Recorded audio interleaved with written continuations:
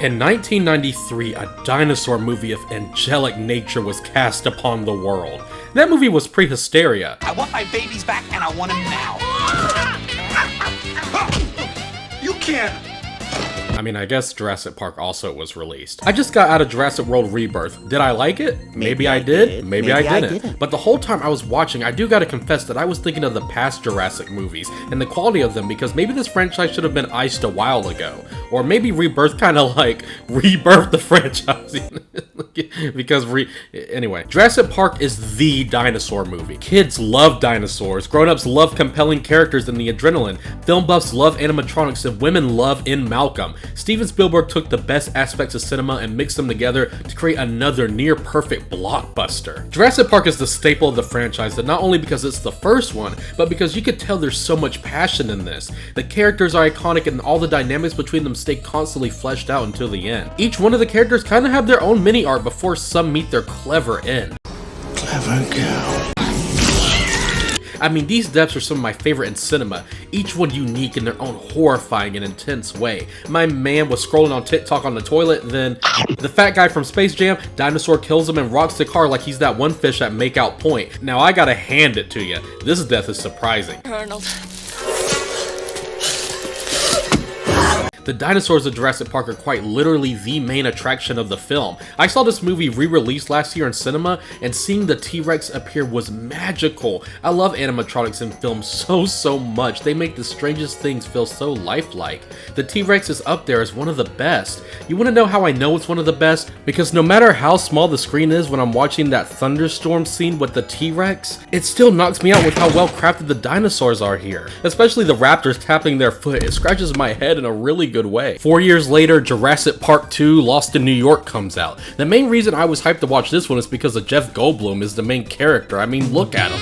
Women want him and men want to be him. But the other characters alongside him make this a frustrating experience because they make questionable decisions. Not every character was the smartest in the original, but you understood why they would do it. So just to reiterate, that's what makes these movies work to perfection, is both the dinosaurs and the characters. If the characters are stupid, then they won't be compelling. No one in their right mind would take an injured baby T-Rex into an enclosed vehicle knowing that both its parents are around. However, it does create way for a fun action scene. That's really where my love for the movie goes, is the dinosaur action. Seeing a T-Rex in New York is an amazing concept.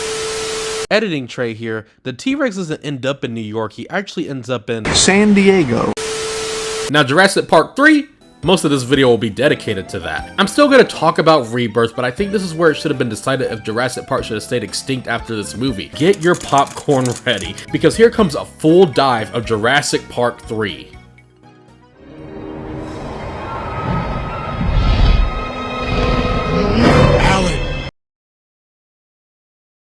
Yeah, should have stayed dead after this, that's all I'll say. Then more than a decade later, Jurassic World came out, and it was a return to the franchise, and honestly, it's a huge guilty pleasure. It's kind of the opposite of the original. Instead of being a deep study of when we go too far into bad ideas to try and make it good, this one is just a movie you shut your brain off to. Jurassic World's characters are paper thin, but I think the setting makes up for it. Seeing a full-blown functional theme park of Jurassic Park is so fascinating to see. I would be visiting the SeaWorld type attraction constantly, like it tricks you into thinking old Papa In Malcolm was wrong. If I may, I'll tell you the problem with the scientific power that you're using here. Your scientists were so preoccupied with whether or not they could, they didn't stop to think if they should. And then it turns out he was completely right.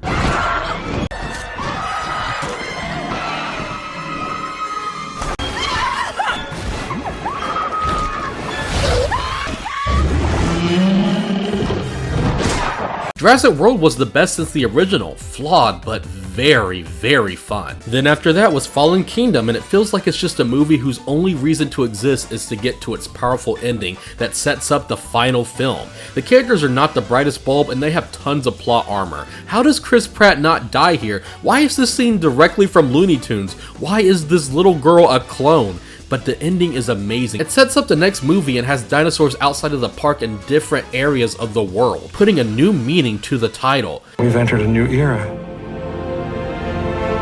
Welcome to Jurassic World. Oh shit, the next movie's gonna be peak. It's gonna be so good. They absolutely fumble. Dominion was so bad. All the characters from past and present come back like it's Endgame, except they all share a brain cell of Homer Simpson. There's not even dinosaurs in this one, bruh. The main thing this time are bugs. That shit is as scary as the scene in The Happening where they run from nothing. Here it comes! I wanted to see more of Jurassic Park 2 with the T-Rex in San Diego. I wanted to see a Spinosaurus in Egypt. I wanted to see a Bronchidosaurus Rex Raptor in Paris by the Eiffel Tower. Give me the Triceratops on the Great Wall of China. Take this bitch everywhere. You guys promised me Jurassic World, not A Bug's Life. Damn. Shit! For those counting at home, I only really like 2 out of the 6 movies of this franchise, but maybe Rebirth shook things up, or maybe the franchise should just stay extinct, because the way I see this could be an epilogue, or a new beginning. Rebirth definitely adds new things to the series. Thank God, this movie has purpose! See, this time instead of going to an island, they go to another island. Yes! And this time the dinosaurs are slightly different. Instead of these guys having normal backs, they have the backs of a different dinosaur. Yes! Hell yeah! That's what I'm talking about, Universal. I love you guys! See, the point I'm trying to make is this movie is like serving you a good plate of spaghetti. You're used to it, but you feel like something is a tad different. So you ask the chef, hey man, what's the new ingredient you added? Then they just say, salt. Jurassic World Rebirth is decent only because it's non-stop action once they get to their destination. Almost every single scene has a dinosaur or some intense scene, which I will say, the Jurassic franchise hasn't been this nail-biting since the original. However, it fizzles out because it's constantly throwing these type of sections in the movie. Because there's so many suspenseful moments, I'm happy I'm going to be on the edge of my seat, but by the time the movie's over, I realized that I never felt much care for our characters. I only cared about the treacherous situations they stumbled upon, not if they died. There's 2 sets of characters in this movie. We have the main crew, Scarlett Johansson and her team trying to get samples of 3 big dinosaurs. While I don't remember everyone's names, I do appreciate the movie does let us know what our characters have gone through before things go to shit. It wasn't the best trauma dump therapy session, but it was needed to make us have an ounce of care. However, because the movie so heavily hands us our characters' past without a sliver of subtlety,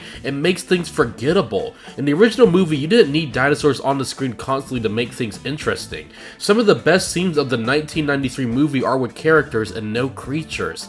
Every movie afterwards feel like they speedrun arcs and motos because, ooh shit, we got to see the next dinosaur! However, we do have a family that end up on the same island with the main crew. They are the best characters and sadly they are the secondary characters. We learn about them as the film carries on in a natural way. It really reminds me of Alan Grant getting comfortable with the kiddos as the original progressed. It made me wish the movie was about this family who stumbled upon this island by accident. The stories of these films work best when it's simple. It would be cool to just have a Jurassic where a family aren't out to get anything for money or a goal. They were just in the wrong place at the wrong time. Gareth Edwards directed this and he is an incredible filmmaker when it comes to capturing scope and size. Just like Rogue One, this is a film where you feel a part of this world with these characters, despite how ridiculous it is. You really feel as tiny as this team while they tackle on these giants. When it comes to the dinosaurs, they are as thrilling as ever. There's so many tense moments in open spaces, in the air and water, and tight corridors that definitely reaches near the heights of those classic films, and even some moments of the newer ones. Overall, Jurassic World Rebirth is just okay. But Crosby, why did you waste so much time talking about those other films and barely say anything about this one? I wanted to paint the picture of how despite some missteps, almost every Jurassic movie dared to do something different. Lost World showed a dinosaur downtown. Jurassic Park 3 had a talking dinosaur. Alan. World actually showed what the theme park could be like. Fallen Kingdom introduced cloning humans, which was very stupid. Dominion, despite being underwhelming, did show some dinosaurs in different locations on the globe. Out of all the movies, Rebirth feels the most safe.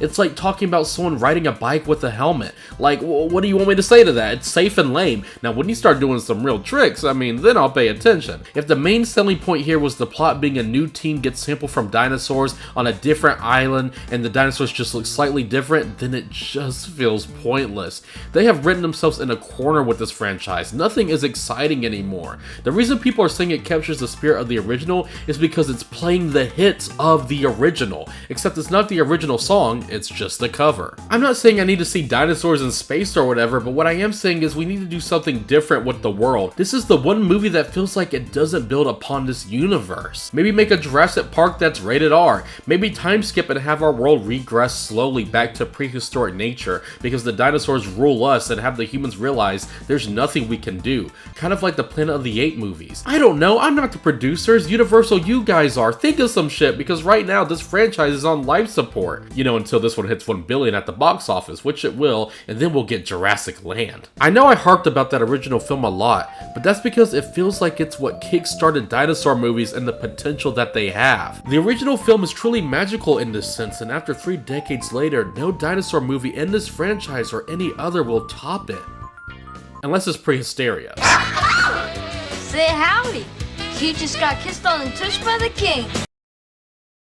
Alan.